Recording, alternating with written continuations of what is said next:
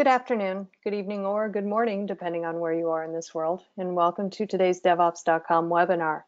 I'm Charlene O'Hanlon, moderator for today's event, and I welcome you. Before we get started with the webinar, we do have a few housekeeping items we need to go over. First of all, today's event is being recorded, so if you miss any or all of the event, you'll be receiving an email post-event with a link to access the webinar on demand.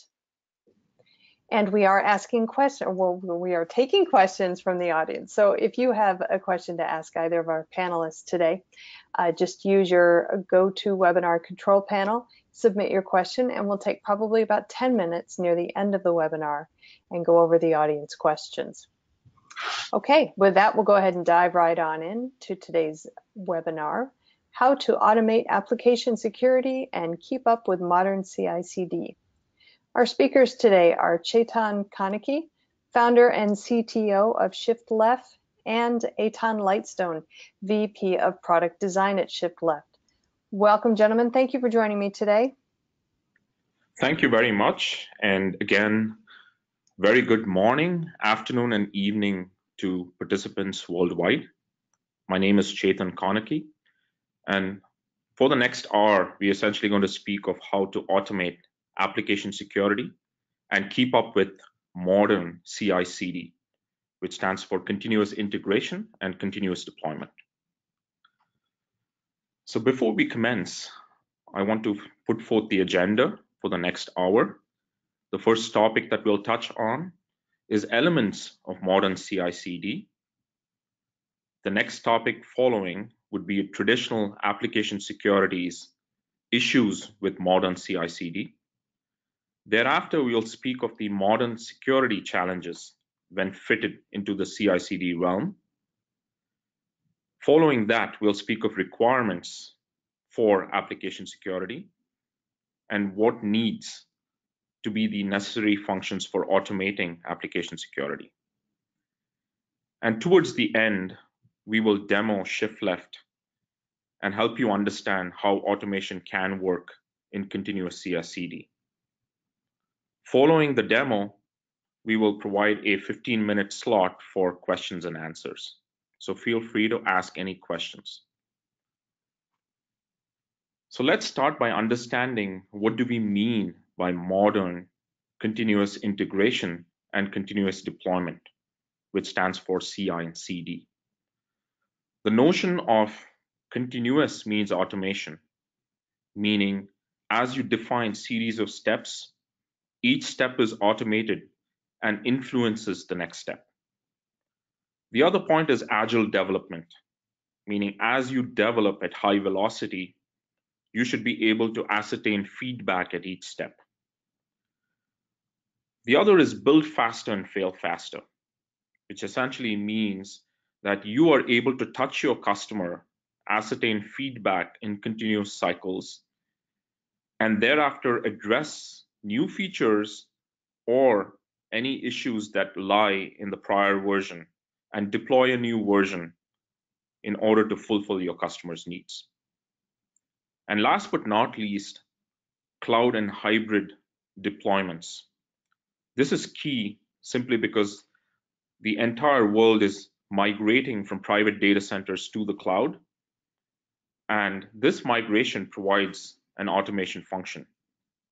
The automation function which provides the ability to deploy even faster and even at a higher velocity.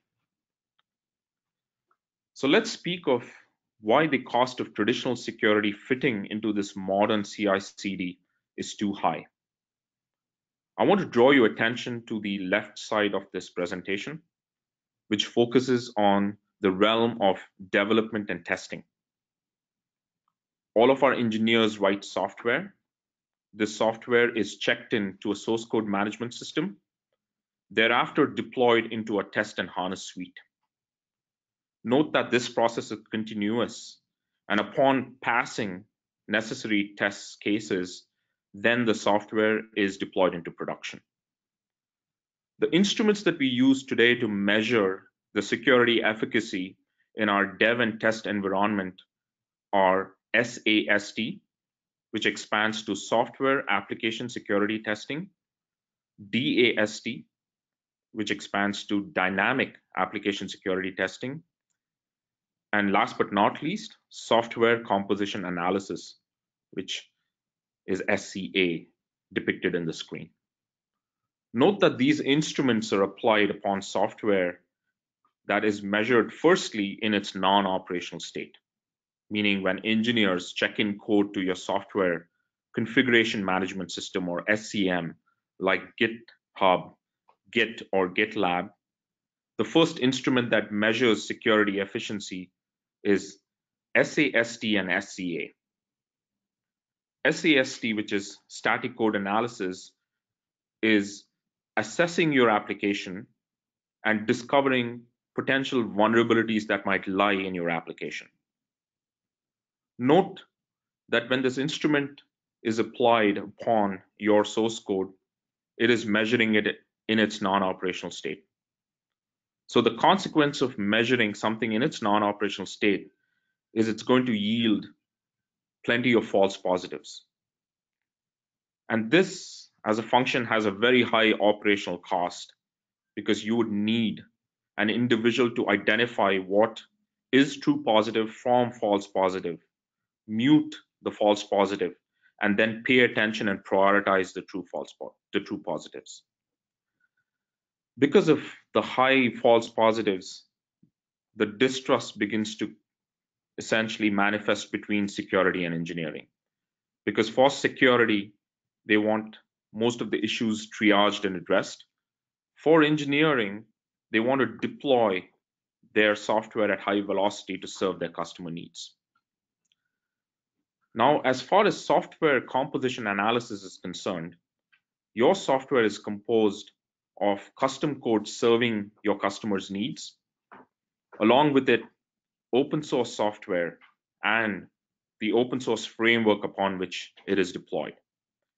So it is important to measure the security of the entire constitution, because vulnerabilities might not just lie in the code that your engineers are creating. Vulnerabilities might lie even in the framework and the open source utilized by your custom code. So it is critical to examine your application in its entirety, which is why you subscribe to tools like software composition analysis to solve that problem. Now, after the software is constructed, packaged, and built, the next affirmative step is to deploy that software into your test harnessed environment. The next security instrument that you use to measure the security efficacy is DAST, which is Dynamic Application Security Testing. Note that these instruments depend on the efficiency of your test suites. Often, you as engineers create test suites to test the business workflow of your application, not necessarily the security efficiency of your application. Some organizations essentially use tools like Burp and Zap to test the security efficiency of the application, but it is necessary to stay on top of both known and unknown vulnerabilities that have been published to ensure that you're efficiently testing the complete security efficiency of your application. Now, as soon as your application is tested, the next affirmative step is to deploy your application in production. Now, there are a new set of tools that you use to test and both protect your applications in real time. These tools are Web Application Firewall, which stands for WAF, or NGFW, which is Next Generation Firewall. Both of these tools are installed at the perimeter of your application ecosystem. And these tools examine every input subjected to your application. And by being informed of the threat landscape, they make decisions of block or allow for every input applied to your application. Note that these instruments treat your application as a black box. They have little or no understanding of the semantics of your application, simply because they are installed at the perimeter of your application's ecosystem, and they assess security by identifying inputs supplied to the application known of the threat landscape, meaning they either have signatures or attack rules which are populated and baseline based on public vulnerability databases. Now, as these tools produce consequences or results or conclusions, these alerts are in turn fed to a SCIM, a tool which aggregates all of the alerts produced across all of your application zones. Now, in order to understand and comprehend these alerts, most of the organizations hire a SOC team, which is essentially a security operations team. The job of the security operations team is, again, to filter out true positives and false positives from these alerts, and thereafter prioritize a known and real-time threat applied to your application for it to be mitigated in the next version. Note that there's a brick wall or a division between both these worlds, simply because when an application is measured on the left side in its non-operation state, it is producing conclusions. And when the application is measured for threats on the right side in its operational state, it is producing conclusions as well. So it's relatively hard to correlate the conclusions produced in these both worlds and then thereafter prioritize what needs to be addressed. With this comes high cost and high risk, because you have to subscribe to plenty of tools and thereafter hire human function to automate and lint what are true positives and what are false positives. Now let's switch gears and examine some of the challenges with modern CI/CD.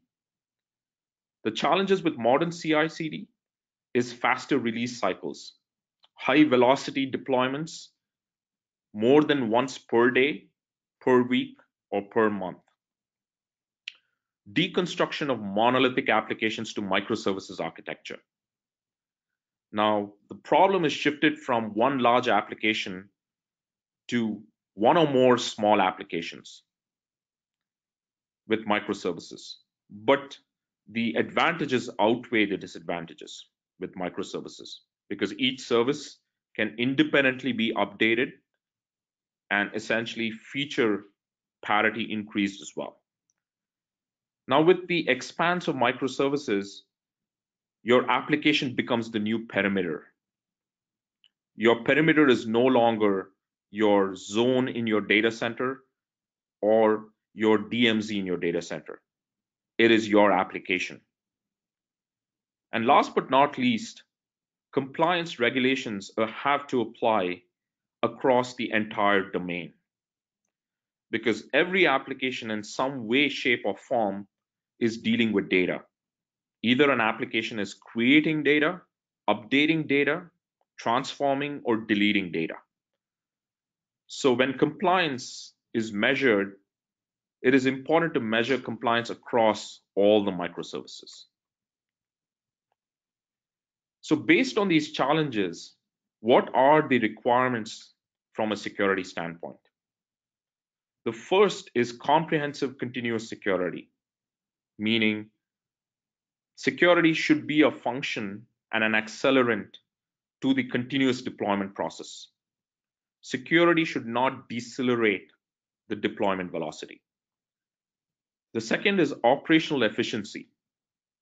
When security is applied as a function to this continuous modern CI/CD, the conclusions produced should be automated so that one step's conclusion feeds to the consequence or the decisioning of the next step. The other part is understanding data flow. When we divide or deconstruct one large monolithic application into several microservices, the burden is shifted to the network, because now each microservice is communicating with each other to serve your business need. So it is critical to understand how sensitive data is flowing between all of these microservices working in concert with each other to serve your customers' business needs. Last but not least, low production overload.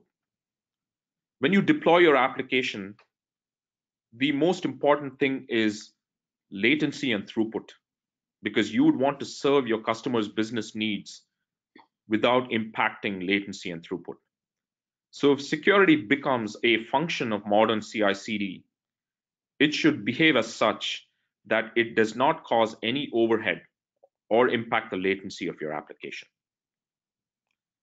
So let us understand by deconstructing each one of these points that I just illustrated. So from a modern software standpoint, your code or your application is comprised of your custom code that you write to serve your business needs, third-party and open source libraries that you use as convenience functions to build these business workflows, external API that you use to, or SDKs that you use to interact with third-party SaaS vendors for email function, for communication function, for logging function, etc.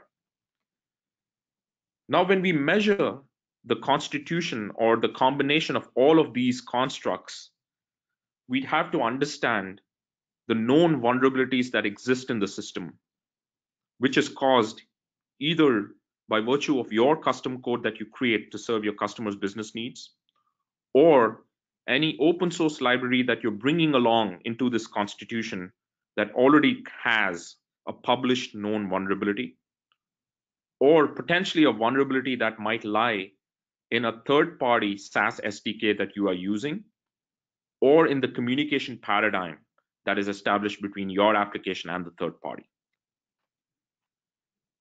You should also have a comprehensive understanding of the unknown vulnerabilities, because behind a vulnerability are a series of symptoms that exist in an application. If these symptoms are working in conjunction with each other, that is serving an attacker, it manifests as a vulnerability. So it is important to understand the symptoms before we reach to understand a vulnerability. And what I just illustrated has to be repeated for every version of every microservice that you deploy in your data center or the public cloud. The second point that we illustrated is operational efficiency. Efficiency is directly proportional to time, meaning you should be able to understand an severity alert generated by a system, and that alert should contain all necessary information to help reduce your mean time to resolution, a particular vector created by the operations community called as MTTR.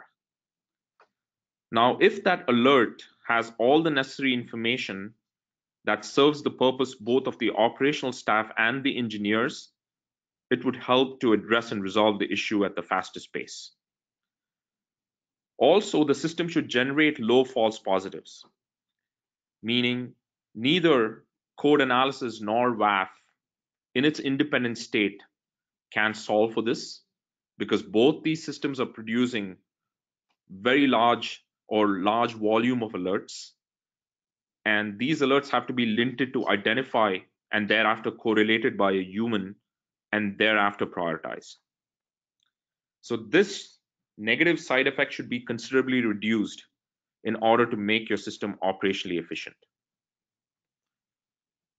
The third function is automation. Most of these tools today, the traditional security tools bolted into the modern CI/CD pipeline, produce conclusions. These conclusions have to be linted by a human and prioritized by a human. This makes it operationally inefficient because it is a function of human time. Now, if the number of applications increase, it becomes relatively harder for humans to quickly identify true positives and prioritize them. So automation is the only way to essentially get both in a very timely manner. Now, your application, when deconstructed into microservices, communicate with each other and various other systems like databases, file systems, storage buckets, etc. So when your customer logs into your application, the paradigm of communication begins. Now, as operational staff and engineers, we have to do a good job in securing communication between all of these services. By securing, I mean not just applying TLS and HTTPS or secure RPC between these communication endpoints, but also ensuring that sensitive data created by these applications or perhaps transformed is effectively and efficiently moved between these services without compromising security. Often for observability and traceability, we essentially log everything that a customer does so that we understand where incidents and issues lie in the application. Now, when we do that as engineers, we essentially commit inadvertent mistake of sending sensitive data to these end systems.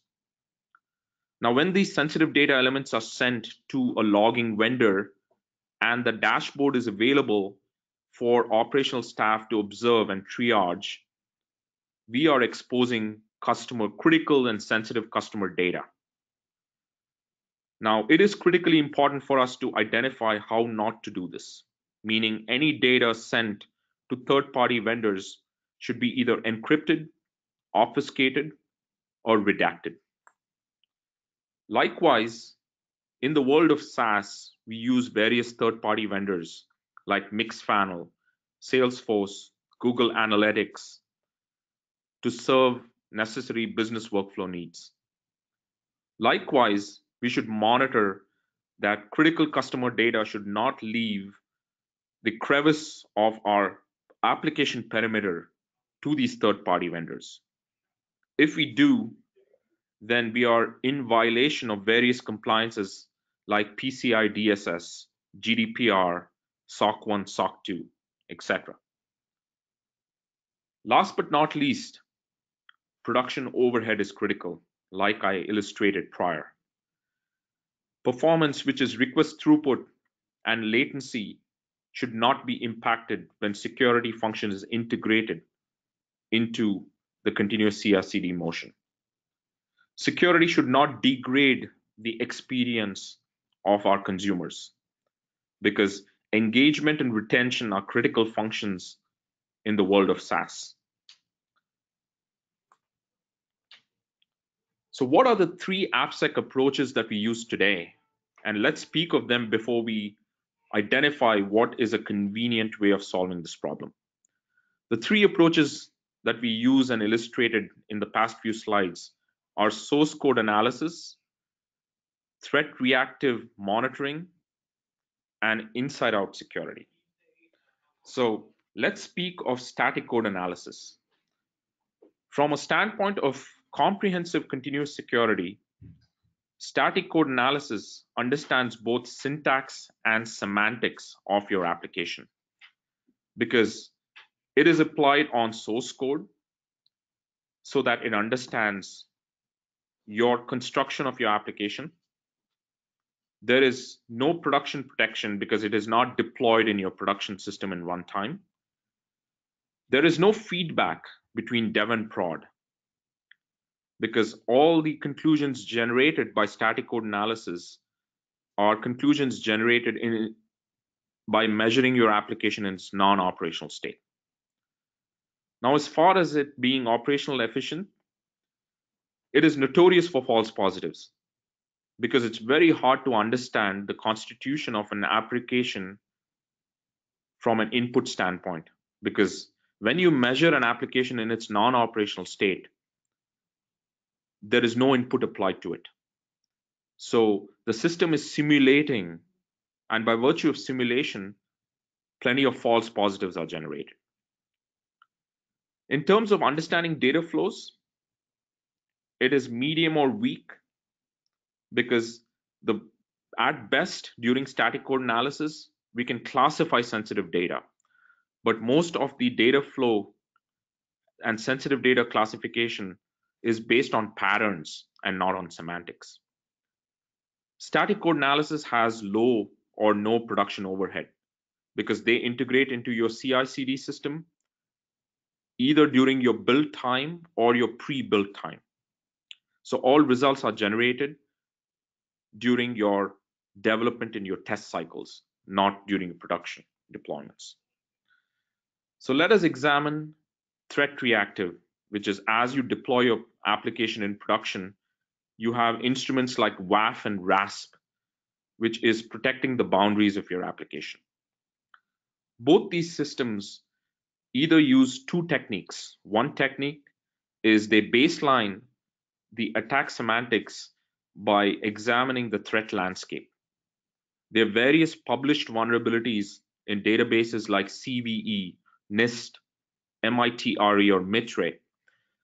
Using these different known vulnerabilities, they baseline the system, examine the input, and then take decisions to block or allow.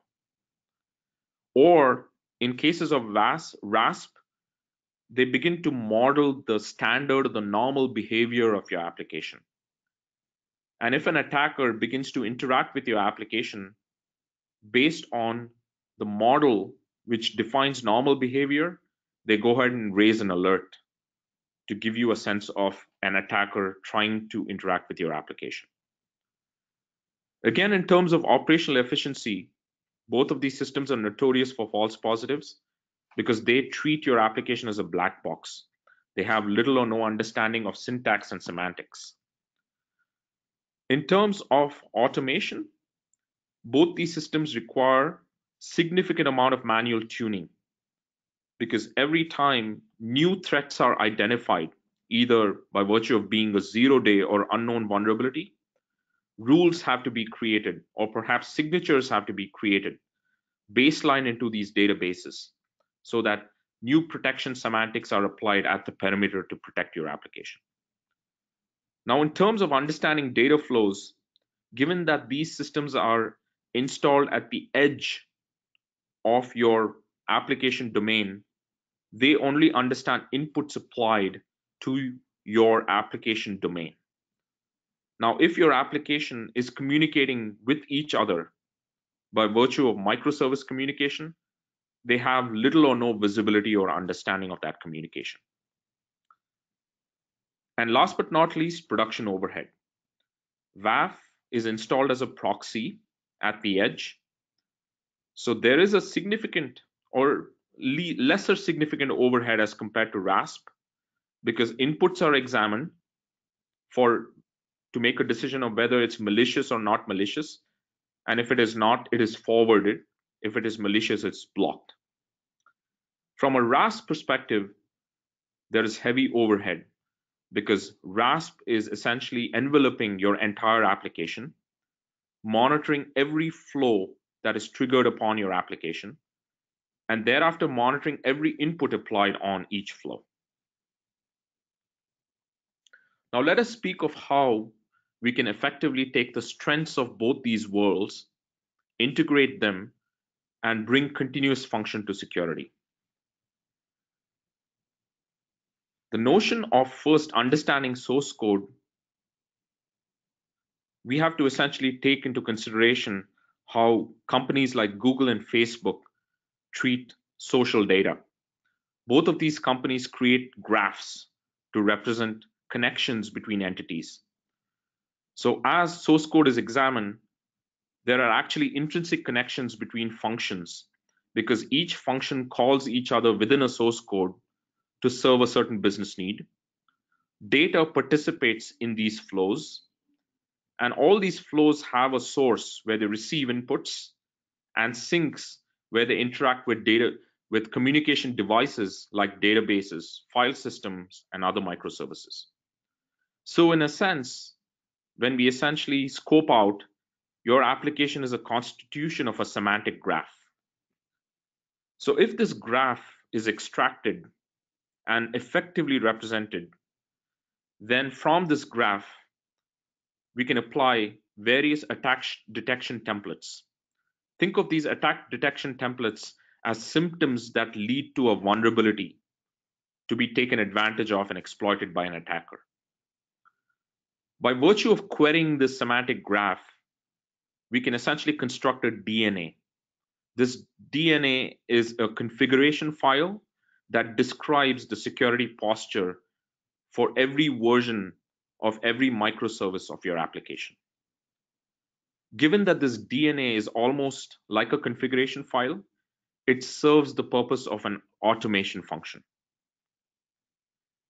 This DNA, rather than being sent to a human to be identified as a true positive or false positive, is sent to an agent that is instrumented with your running application.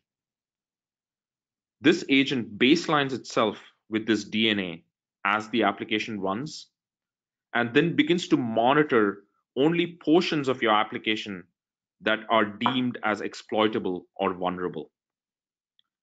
Note that by examining only a subset of your application, it provides very, very low overhead upon your application. The focus is on surgically protecting your application from areas that are only exploitable in your application and leaving the rest of the surface alone. Note, by virtue of doing this, there is very low impact on both request throughput and latency of your application. Now, as your application is exercised by your consumers and both malicious attackers, your application begins to behave in a certain way. If that data or that behavioral data is collected and served back to the semantic graph, then we are essentially connecting both these worlds very effectively. And the outcome of this is we create a human readable security DNA of your application. That DNA, which is specific to every version of every microservice of your application. Note, with this approach, there is very low overhead and a reduced risk and reduced cost. Meaning, for every known attack, which is both unknown, known, and 0-day, we have protection semantics applied, updated, and mapped to every version of your application. So what is this semantic graph? Let us quickly apply how this graph connects to the constitution of your application. Like we described, your application is comprised of your custom code, its open source dependencies, developed using a particular web framework, which is also perhaps open source, and running on a particular virtual machine built by a particular programming language. So think of the graph as a constitution or a combination of all these elements bound together. Because as you write code, you're interacting with all of these elements or these fabrics in your application. So this graph is a connected graph that binds all of these entities together. By virtue of binding these entities together, we can effectively identify all entry points in your application, one or more exit points in your application, all vulnerabilities that might exist in your application, and all potential data leaks that might happen in your application due to inadvertent programming mistakes. Now, this particular DNA is immutable and generated for every version. So you could use this to both identify all potential issues from a security standpoint that might exist in your application. So with the notion of inside-out security, we have taken strengths from both the world of static code analysis and dynamic analysis, bolted them together, removed the human function, and provided continuous autonomous learning between both these systems. So if I have to quickly summarize, there is a strong understanding of code because the graph is created using syntax and semantics of your application. There is extreme precision, which essentially leads to operational efficiency. There is complete automation by virtue of the connection between both the build time and runtime, which leads to extreme precision with no human intervention. There is intrinsic understanding of data flows, because we can understand sensitive data, classify it, and thereafter track it to see if it exits the crevice of your application without being encrypted, obfuscated, or redacted. And last but not least, minimal performance impact. By virtue of the semantic graph and the DNA, protection semantics are applied only to areas that are vulnerable, leaving the rest of the application not instrumented. With this, it makes it relatively easier to protect the areas that need protection without affecting the latency and the throughput of the application. So we're going to quickly switch to demo where my colleague Eitan will illustrate our discussion by virtue of using shift left in your application space. Over to you, Eitan. Sounds good. So if you could mute your end. Sure. All right. Oh, and mute your speaker. There we go. Well, at least we know they can hear me. And I'll share my screen. Change presenter to me. Main screen. All right. Well, thank you, Chafin. So yes, what I'd like to do is walk you through the shift left experience and demonstrate many of the concepts that were introduced to you just earlier in how we handle security with our product tool here. So I've just logged myself in and we're looking at the shift left dashboard, and I'm monitoring two applications, both named Hello Shift Left. So these are test applications that appear as cards. And as I walk you through this experience, I just want to point out that one of the key concepts that we were talking about just now is how there are two insertion points. One is the analysis at build time, and then the other is the ongoing analysis and monitoring at runtime. And as I walk you through this experience, just consider that those two data sets are always blended together to give a to give a comprehensive picture of the security of your application. So as you can see here, Hello Shift Left is a test app, and we've introduced various security problems into the source code. And I'm also hitting this application at runtime to generate some of these issues as well. So I'll click into here and just walk you through some of the user interface elements here to show you how we visualize the security health of this app. So the first thing you'll see is we're on the app summary view of this application. And the first thing we see is a chart, which is our application throughput chart, which shows real-time runtime activity on the application. And you can see here this dotted blue line is where I first deployed it. And right away, with some of this initial traffic I generated, we have these violations, which are effectively security rules that have been broken that are detected from this application in real time. So as I walk you through this, we get into some of the detail of how the analysis understands what this app does behaviorally and what are some of the security issues to consider. So on the left-hand side, we have this panel called triggers. For a normal web application, these are all going to look like web routes. We use the term triggers because these are effectively all the different ways that data flows are triggered in the application.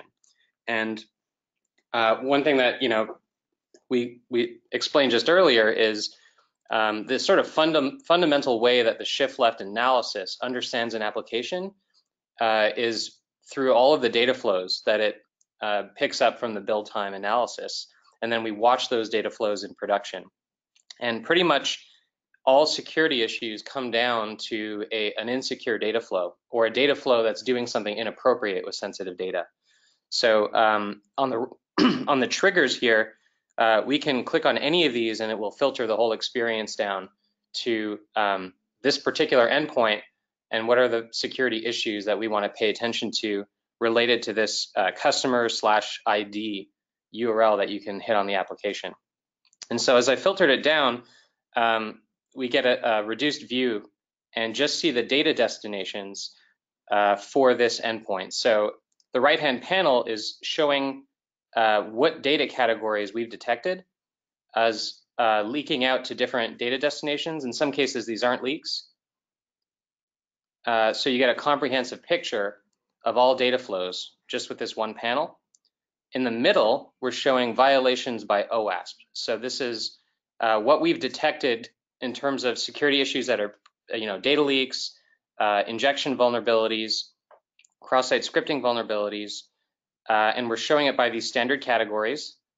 And what these columns mean is, as an injection vulnerability category, we see 35 different cases of this vulnerability in parts of the code, but one of these cases has been attacked at runtime. And I can quickly dig into that and show it to you. So we can see here is this attacker-controlled data violation. So if I click into this, we get the violation detail view. And what this is saying is there's data that's received as an input that is able to attack the database or able to be inserted in the database without any checks in the code. And so if we look down here, we'll see a code level visibility of how that data passes from method to method, starting at the triggering method, which in this case is a controller action, a controller called customer controller, which gets a customer from the database using a parameter passed in called customer ID. But it leads its way to a query that doesn't get cleansed or verified. So this is effectively an attack vector into the app, and we can see the attack actually happened 10 minutes ago when I hit this application. So I'm going to return to the app summary view, and I want to show you, a different lens into some of the insights that you can pick up from this. So, one of the unique advantages here is because we analyze all data flows, we can do two things. One is we can show you vulnerabilities because we can tell in the data flow whether data or inputs are received that are not protected or cleansed or escaped. But we also look at the names of variables in the source code, and from that we use a natural language processor to automatically catalog those variables based on common data categories like payment data or PII information. And we can use this to provide a policy where we basically show you the results of whether or not this data is being handled in a secure way or insecure way based on common good practices. So for example, in this case, we're detecting payment data being saved out to a log system. So this could be sensitive credit card information, which obviously is not a good industry practice, which is why there's a red highlight on this. So there are violations associated with this data destination. So if I click on payment data,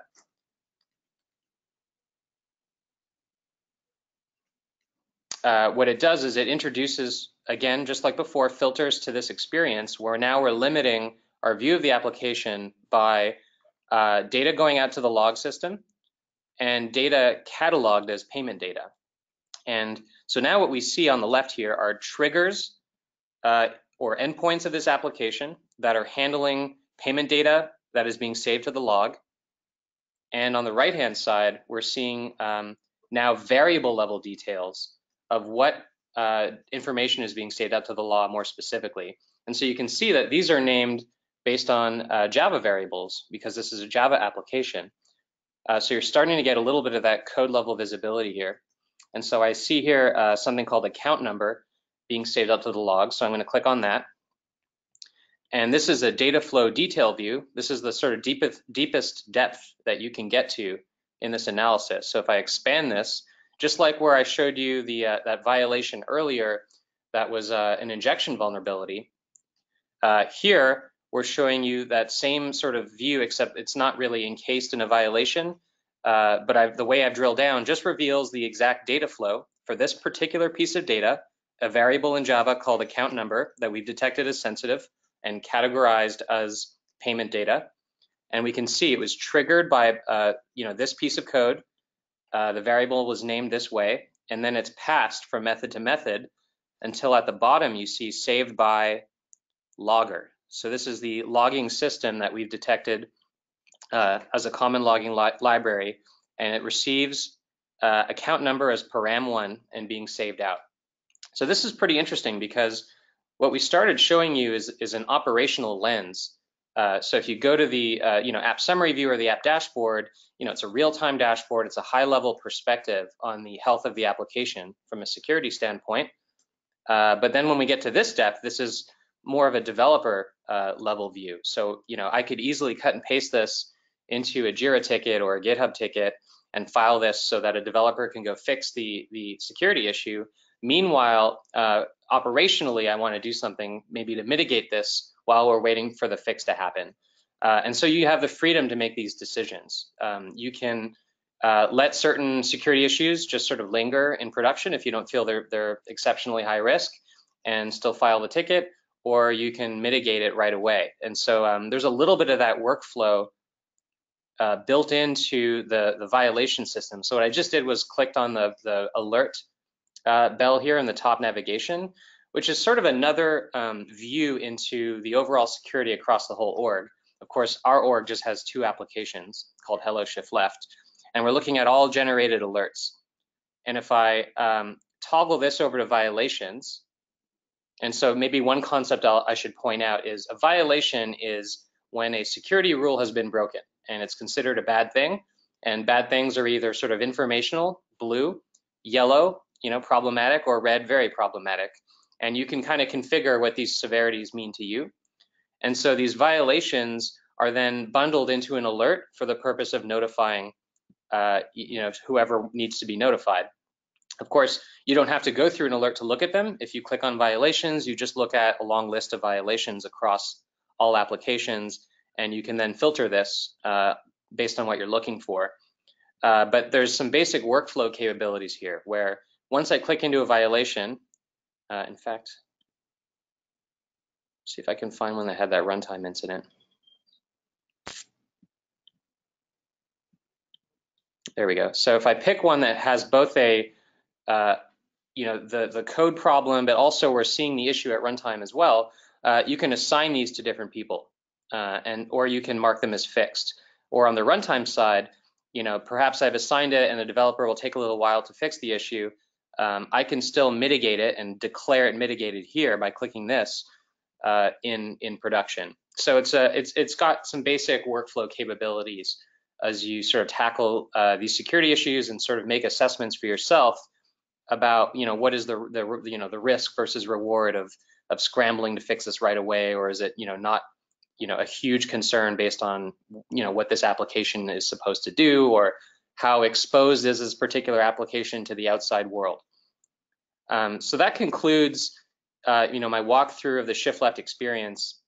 One thing I want to do is just give a quick glimpse at some of the future capabilities that are coming up soon. Because of the way, in particular, we map data flows within an application. One of the strategic opportunities we believe will really make sense to companies that are adopting heavy microservices architecture is being able to see how that sensitive data not only as flows within an application in a code sense, but how that sensitive data flows between microservices. And so sometimes I describe it as really the organism is an application in the modern term of an application, and really what we call services are the cells that are working together, for a holistic purpose. And so really, as microservices architecture becomes more and more popular, it's going to be much more difficult to really understand the nature of security issues or the nature of the safe use of sensitive data unless you're really looking at it as an organism. And so if I click over here, I'm showing you a mock-up experience right now of something we're currently implementing. So if I click onto this toggle over here, instead of looking at applications or microservices one by one, we can actually show a map view or a topology view of how various microservices are working together. And so, we can use the agent and leverage that to show communication between these microservices. We can show how they communicate to common data syncs. We can highlight security problems on this view, but we can also map sensitive data. So if I hover over purchase data, we can now see purchase data as a flow from the UI service on the left all the way to the data sync on the far right. And of course, if I hover over other things like PII, we can see how PII spreads across this architecture. And so, our belief is that this is a very actionable way to consume these sensitive data flows at a macro level as opposed to a micro level. So very excited about this. So that's the end of the demo. At this point, I'm going to pass the virtual microphone back to Chethan, and I think he'll address some of the questions that might come up. Absolutely. Thank you, Eitan. Appreciate it. So I'm going to reemphasize a question from Michelle Chuberka. I just want to make sure I get your name correct. I'm sorry if I mispronounced. How is the data obtained? Via an agent or through the CI/CD pipeline step? You are correct, Michelle. We have a simple command line tool. That command line tool has two different functions. It's the same tool. That tool is installed in your CI system, which could be your Jenkins box. So after a successful post-build step of your Jenkins process for an application, the input to this particular command line tool is your bytecode, which could be your compiled jar, your var, or any other artifact. Upon your build system, it takes as input the jar and creates the graph, the security graph, which is comprised of all metadata related to the security posture of your application. Now, we also provide an instrumented library, which is the agent that has to be instrumented along with your running application. When instrumented, it takes as input the DNA generated in your CI system, baselines the necessary protection that needs to be applied to your application.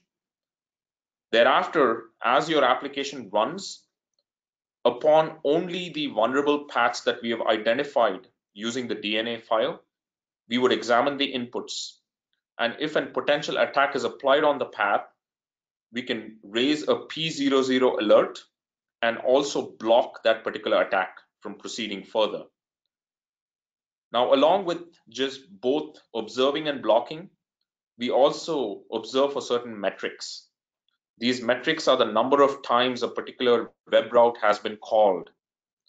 This metric is critical because think of this metric as a reinforcement metric. If you want to prioritize an issue, you want to ensure that you have enough data to reinforce the severity of that incident. So these are the two data points that we collect during runtime, and the graph is generated during the CI time. We have another question from Bartos. Is this webinar going to be available offline? I presume yes. Yes. So the creation of this webinar and the sharing will be handled by Charlene from DevOps.com. Right. Post-event, we will be sending out. So I'm going to quickly take another question. It's again from Michelle. So it's called, so why is it called a shift left? Good question. We call it a shift left because often you want to essentially reduce your defect rate on the far left side of your CI/CD pipeline. On the far left, you essentially build code, you write code and build code and test code. So the faster you identify defects on the left, the quicker you can address it and mitigate it. But often all instruments provided to you today to measure security at the left is plagued with false positives, which essentially leads to alert fatigue, because all of these tools are measuring your application in its non-operational state. So think of this agent as your reinforcer. This agent is observing on the far right. If a potential attack is applied on a vulnerable path that we have detected based on the graph, it provides enough evidence so that you can create a P00 severity and address that issue at the highest velocity.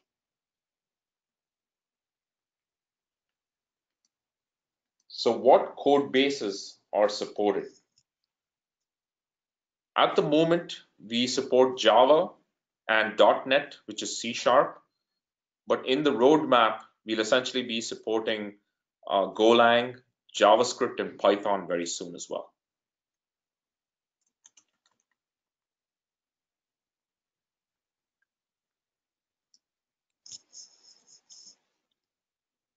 Chetan, we So have a couple another more question from questions. Sarvesh Nayak. How does it block potential attack on the application? The system essentially observes inputs subjected to the application upon any vulnerable path that we have deemed as vulnerable when we create the semantic graph. Because behind a vulnerability are a series of symptoms that might exist in the application. And these symptoms are lack of input validation, using perhaps an open source vulnerable library in your class path, potentially creating another sink or another output in your application that is not admissible, because often attackers make your app or put your application in an inadmissible state by creating a new output, which is not falling within the realm of your permissible outputs. So what we do is examine for all of these patterns and also examine the input. And once we correlate these events and we have certainty that this is an attack, we take affirmative decision of blocking and raising the severity. So that's it for questions, and feel free to ask any questions offline as well. We will share our email with Charlene at devops.com. So Charlene, over to you. Okay, can you hear me okay, Chetan? Okay, maybe you can hear me. Okay, just want to remind the audience that yes, today's event is being recorded. So if you missed Charlene any and or Ben? yeah, Chetan, can you hear me? Oh, Chetan, can you hear me?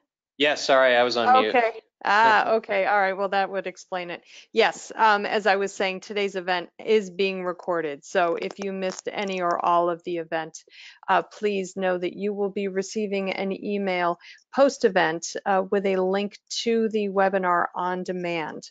The webinar also will be living on the devops.com website. So if you don't get the email or you lose it or whatever, you can always just go to the devops.com website. Click on the webinar section and you should be able to find it, no problems. While you're on the devops.com website, check out the other webinars that we have. We've got a bunch on demand and coming up, so hopefully there'll be one or two that pique your interest. Chetan Kaneki and Eitan Lightstone, thank you both so much for joining me today. It was such a great presentation, and I know at least Michelle got a lot out of it. Judging from the number of questions she has. And as Chetan said, if you do have a question for either one of them post-event, just feel free to reach out to us and we'll make sure that you guys can get in contact with each other.